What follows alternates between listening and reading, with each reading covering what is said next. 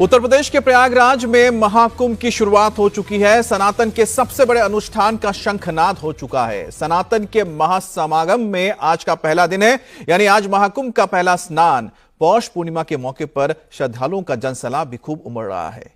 हर कोई संगम में डुबकी लगा के अपने आस्था को और मजबूत करना चाहता है, साथ ही पुण्य कमाना चाहते हैं।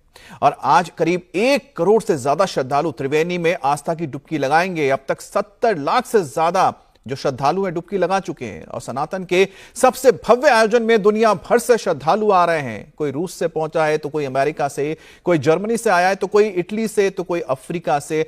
हर कोई महाकुंभ में सनातन के हर रंग में डूबा नजर आ रहा है।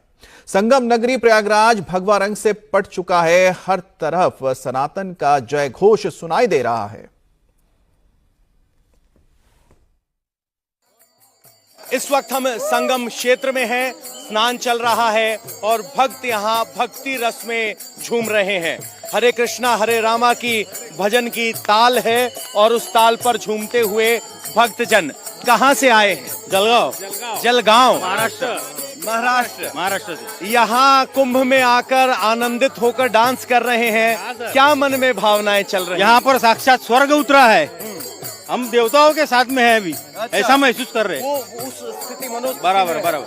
कितने कुंभ देखे अभी तक? अभी हमारे पूरे 5 कुंभ हो गए।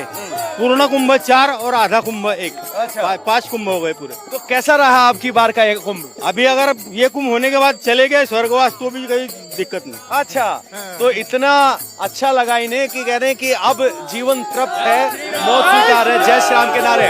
आप कहाँ से आए? हम जामनगर सिक्का से आए हैं। कितने दिन का प्रवास है? हमारा 4 दिन का प्रवास है सर। तो यहाँ जब स्नान कर रहे होते तो मनोभाव क्या होता है? मनोभाव क्या है, ये तो जिंदगी में मिल गया पहली बार, ये तो मिले ना मिले, ये तो नसीब की बात है। हमको बहुत आनंद आ रहा है सर। आनंद आ रहा है। पहले कितने कुंभ देखे? पहले एक नासिक का देखा था, ये मेरा दूसरा कुंभ है। कैसा लगा ये? कितने इंतजामात को लेकर क्या कहेंगे? इसमें तो कुछ बोलने का चीज है ही नहीं भाई। ये तो व्यवस्था कोई कर नहीं सकता है।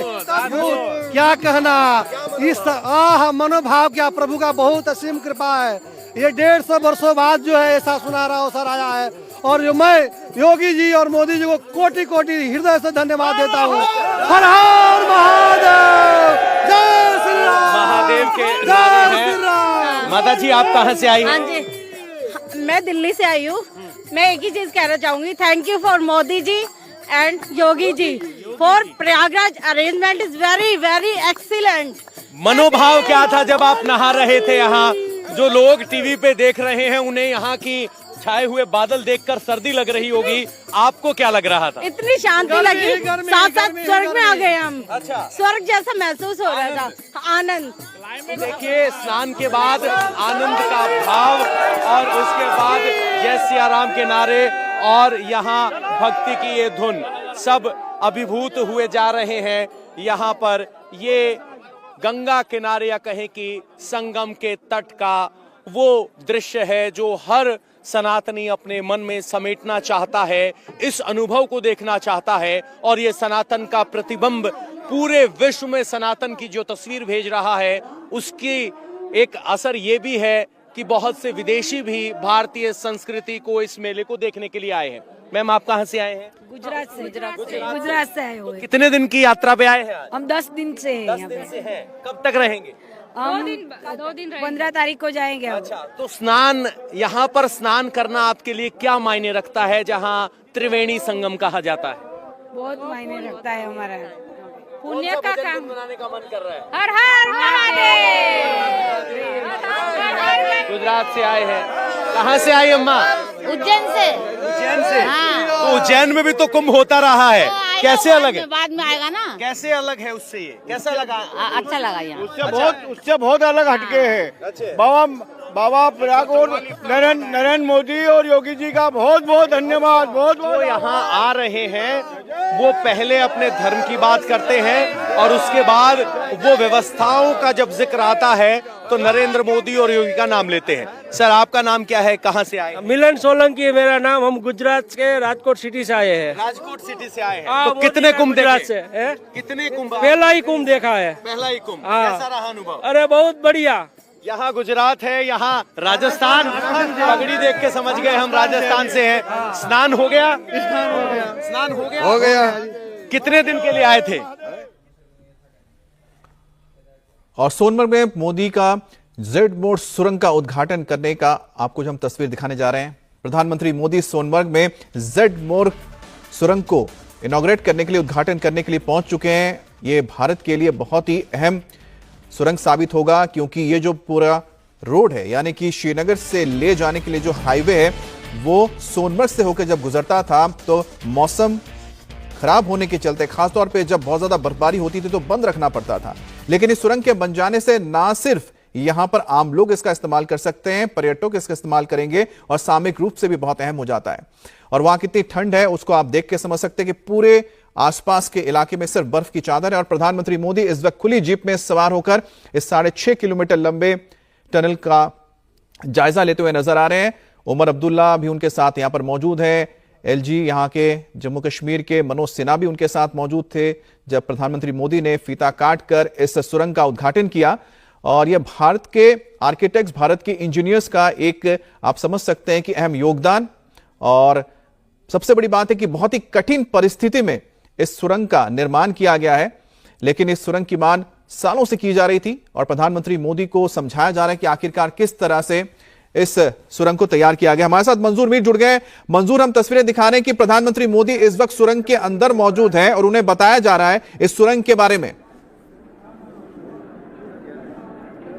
बिल्कुल अमित, इंतजार की घड़ियां जो है वो खत्म हो गई है। लोग बड़ी बेसब्री से इसका इंतजार कर रहे थे कि कब सोनमर्ग गगनगिर का जो टनल है जो सोनमर्ग को कनेक्ट करता है, इसका उद्घाटन होगा। और प्रधानमंत्री नरेंद्र मोदी जो है उन्होंने इसका उद्घाटन किया और खुद वो टनल के अंदर में गए और फिर वहां पे हालातों का जायजा लिया। इस टनल की जो निर्माण किया गया उसको देखा कि ये टनल कितनी लंबी है। जम्मू कश्मीर के मुख्यमंत्री उमर अब्दुल्ला उनके साथ में है, उपराज्यपाल मनोज सिन्हा भी उनके साथ में थे, क्योंकि ये एक सदियों पुराना सपना कश्मीर का था जो आज साकार हुआ है। निसंदेही ये एक बड़ी उपलब्धि की बात है कि सोनमर्ग जो है आज से 12 महीने दूसरे पर्यटक स्थलों की तरह जो है पर्यटकों के लिए और आम लोगों के लिए खुला रहेगा। साथ ही साथ आपको मैं ये भी बताना चाहूंगा कि सोनमर्ग का ये जो टनल है ये इसका अपना एक इतिहास है, क्योंकि हमारी जो सीमाएं हैं वो चीन और पाकिस्तान से यहाँ से मिलती है और सेना को भी इस टनल के खुलने और जोलजिला जो टनल है जिस पर निर्माण अभी चल रहा है और अगले 2 सालों में वो कंप्लीट होगी, तो ये एक बहुत बड़ी उपलब्धि की बात जो है मानी जा रही है। लेकिन जो ये जडमोर की टनल है इसका इंतजार लोगों को बड़ी बेसब्री साथ है, उनकी बर्फबारी के कारण यह इलाका पूरी तरह से 3 महीने 4 महीने तक कट ऑफ हो जाता था और यहाँ के लोग जो थे वो एक जगह से दूसरी जगह पर फिर शिफ्ट करते थे। लेकिन अब इस टनल के खुलने से जो है निसंदेही रोजगार बढ़ेगा, बेरोजगारी खत्म होगी, पर्यटन को और ज्यादा बढ़ावा मिलेगा। तो कश्मीर के इतिहास में ये एक बड़ा और एक इतिहास जो है माना जाएगा कि जो कभी सपना लगता था कि इस तरह का टनल का कश्मीर में आना, वो टनल का खुलना एक सपना जो है यहाँ के लोगों के लिए वो साकार हुआ है। जी हम बिल्कुल, जैसा कि आप बता रहे हैं कि सपना साकार हुआ है, लेकिन इसे बनाना भी कितना मुश्किल था। आप इस बात से अंदाजा लगाइए कि करीब 10,000 फीट के आसपास की ऊंचाई है जहां पर यह टनल तैयार किया गया है। और मौसम भी आप समझ ही सकते हैं कि किस तरह से यहां पर बदलता रहता होगा। खासतौर पे जो वक्त मिलता था इसको बनाने का वो महज 6 महीने का वक्त होता था या उससे थोड़ा ज्यादा मिल सकता था, क्योंकि बर्फबारी के चलते कई बार इसे बंद भी करना पड़ता था काम, जिसकी दिक्कत इस वक्त जोजिला को बनाने में आ रही है। जोजिला में भी एक टनल बनाया जा रहा है। मंजूर, इस टनल को बनाने में किस तरह की दिक्कतें आई? 2,700 करोड़ रुपए से अधिक की लागत से इसका निर्माण किया गया। देखिए, दरअसल इस टनल का बनाने का मकसद भी यही था कि सोनमर्ग जो है ये एक एवलांच प्रोन एरिया था और जिस जगह पर ये टनल बनाई गई है वहां से सोनमर्ग की दूरी करीबन 1920 किलोमीटर के आसपास है। लेकिन इस टनल के बनने से वो सारे एवलांच जो है वो बाईपास हो गए हैं। अब टनल जो है, टनल के रास्ते से सोनमर्ग पहुंचना आसान होगा और सिर्फ 6.5 किलोमीटर का सफर जो है टनल के जरिए तय करना होगा। निसंदेह ही एक बड़ी बात है यहाँ के लोगों के लिए, क्योंकि यहाँ के तापमान की बात करें तो विंटर्स में यहाँ का तापमान करीबन -15 डिग्री तक नीचे चला जाता है। इस वक्त की बात करें तो इस वक्त भी यहाँ चारों तरफ से बर्फ ही बर्फ जो है वो दिखाई दे रही है। करीबन 3 से -4 के आसपास दिन का तापमान भी यहाँ पर बना हुआ है। तो ऐसे में इस टनल का बनना जो है बेहद महत्वपूर्ण माना जाता है, क्योंकि एक तो टूरिज्म को काफी बढ़ावा होगा, दूसरा आम लोगों के लिए बड़ी सहूलियत होगी, क्योंकि विंटर में जब बर्फबारी होती थी तो ये एरिया पूरी तरह से कट ऑफ हो जाता था, रास्ते पूरी तरह से बर्फ से ढक जाते थे और एवलांच आने की वजह से अब तक इस इलाके में कई लोगों की जानें भी चली गई है। लेकिन इस टनल के बनने से जो है वो सारी मुश्किलें जो दिक्कतें होती थी इस इलाके में, और यही बातें उमर अब्दुल्ला ने ट्वीट में लिखी थी और उन्होंने कहा था कि प्रधानमंत्री मोदी आने वाले हैं, और ठीक उससे पहले जब जायजा लेने के लिए पहुंचे थे, क्योंकि यहां पर जो कार्यक्रम होने जा रहा है उसके मद्देनजर। लेकिन मंजूर जो सियासी अगर हम तौर पे देखें, जिस तरह से प्रधानमंत्री मोदी का फोकस लगातार रहा है कि जम्मू कश्मीर में इंफ्रास्ट्रक्चर को बेहतर किया जाए, और उसी तरह से हम देख रहे हैं कि जो बयान आ रहे हैं उमर अब्दुल्ला की ओर से, वो तो यही बताता है कि रिश्ता शायद धीरे धीरे बहुत मधुर होता जा रहा है केंद्र और राज्य के बीच।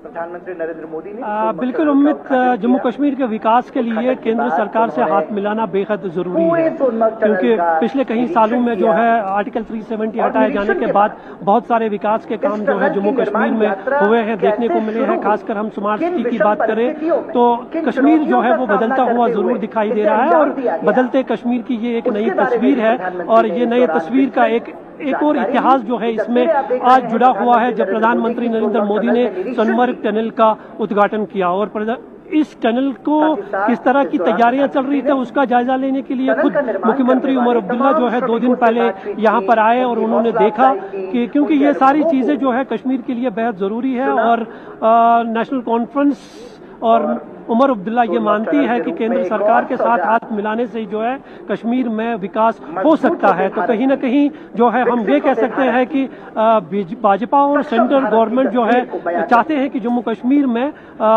विकास ज्यादा से ज्यादा हो, और इस तरह से ही विकास को आगे बढ़ाया जा सकता है जब हाथ से हाथ मिलाकर जो है दोनों चीजें जो है। बिल्कुल, और सियासत अपनी जगह होती है लेकिन विकास भी अपनी जगह रहती है, और विकास के लिए कई बार सियासत में हाथ मिलाना अहम हो जाता है, जिसकी तस्वीर इस वक्त आप जम्मू कश्मीर में देख रहे हैं, जहां पर उमर अब्दुल्ला ने प्रधानमंत्री मोदी का धन्यवाद भी किया था इस खास टनल के उद्घाटन से पहले।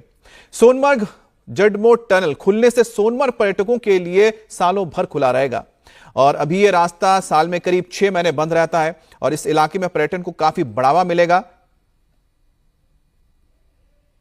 सोनमर्ग और गगनगीर के बीच में ये टनल बनाई गई है, और इस टनल का बनाने का खास मकसद ये है कि सोनमर्ग जो एक खूबसूरत पर्यटन स्थल है वो दूसरे पर्यटन स्थलों की तरह साल भर खुला रहे।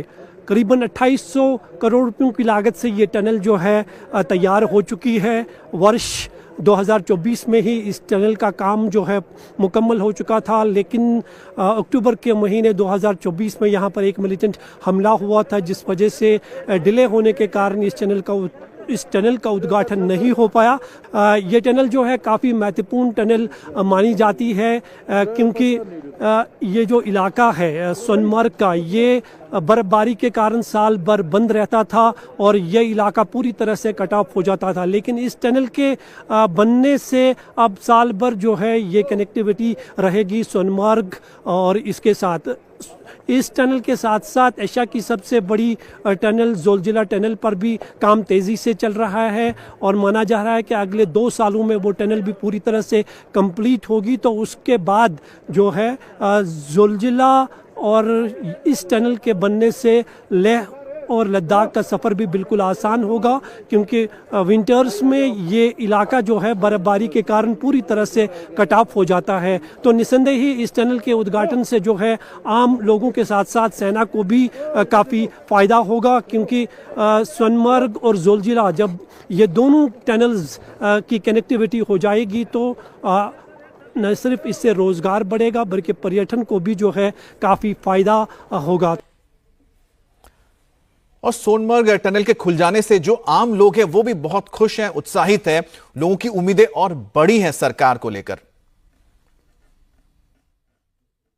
जी जी बिल्कुल, बहुत बड़ा दिन है हम लोगों के लिए। हम पीएम मोदी साहब का बहुत शुक्रगुजार हैं कि जो आज इस टनल की इनाग्रेशन करने आ रहे हैं। क्या क्या फायदे होंगे? अब जी टनल अब खुल चुकी है, क्या क्या फायदा होंगे? डेफिनेटली बहुत फ़ायदा होगा। टूरिज़्म सेक्टर को बूस्ट मिलेगी और टूरिस्ट भी विज़िट करेंगे। जैसे कि 6 महीना बंद रहता था सोनमर्ग, अब तो 12 मंथ्स ओपन रहेगा। कितना बड़ा दिन है आज डिस्ट्रिक्ट गांधरबल के लिए, खास करके अगर हम बात करें? आज तो हमारे हिसाब से भी संक्रांत का दिन है, बहुत बड़ा दिन है। तो आज जो ये 13 तारीख को ये टनल की शुरुआत होने जाइए, तो डिस्ट्रिक्ट गांधरबल के लिए ये एक बहुत खुशी का इज़हार है। जैसा बच्चा माँ से पैदा होता है तो माँ बाप को खुशी है, ऐसे ही हम लोगों को आज इस चीज़ की खुशी है। ये देश के पहले ऐसे प्रधानमंत्री है जो खुद आकर इस टनल का उद्घाटन कश्मीर के लिए कर रहे हैं। कितना बड़ा दिन है आज आप लोगों के लिए? आज हम ये बड़ी खुशी चाहते हैं, मानते हैं कि मोदी साहब यहाँ आएंगे आज, और पूरा हमारा ये जड़मोड़ टनल है ये खुला छोड़ेंगे। 6 महीना हम बंद रहते थे, अब 12 महीना खुला होगा, टूरिज्म को बढ़ावा मिलेगा। और हम बहुत बहुत वेलकम करते हैं कि मोदी जी यहाँ आए हैं और कुछ तोहफा देकर जाएं।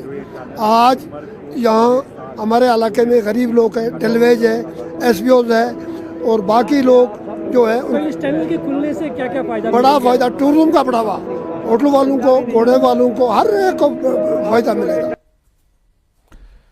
तो आप देख रहे हैं यहां पर तस्वीरें, प्रधानमंत्री मोदी ने उद्घाटन कर दिया है सोनमर्ग टनल का, जो बहुत ही एक अहम टनल बनता है जम्मू कश्मीर के अंदर। और खास तौर पे श्रीनगर से लेह तक की जो दूरी है, जो करीब करीब 400 किलोमीटर से ज्यादा की है, 9-10 घंटे का वक्त लगता था, एक स्ट्रेच में आप उसको कवर नहीं कर पाते थे। जोजिला पास का भी टनल तैयार हो रहा है, उस टनल के बन जाने से भी जब ये दोनों टनल कनेक्ट होंगे तो आप सोचिए कि लेह तक जाने के लिए श्रीनगर से या फिर लेह से श्रीनगर आने के लिए जो रास्ता है कितना सुगम हो जाएगा। और 12 महीने ये खुला रहेगा, जो सामरिक तौर पर भी बहुत अहम है और साथ ही साथ जो टूरिज्म है जिसका जिक्र यहां पर आम लोग कर रहे थे, उन्हें भी काफी फायदा मिलेगा। तो कुल मिलाकर एक बड़ी सौगात है ना सिर्फ पूरे देश के लिए बल्कि खास तौर पर जम्मू कश्मीर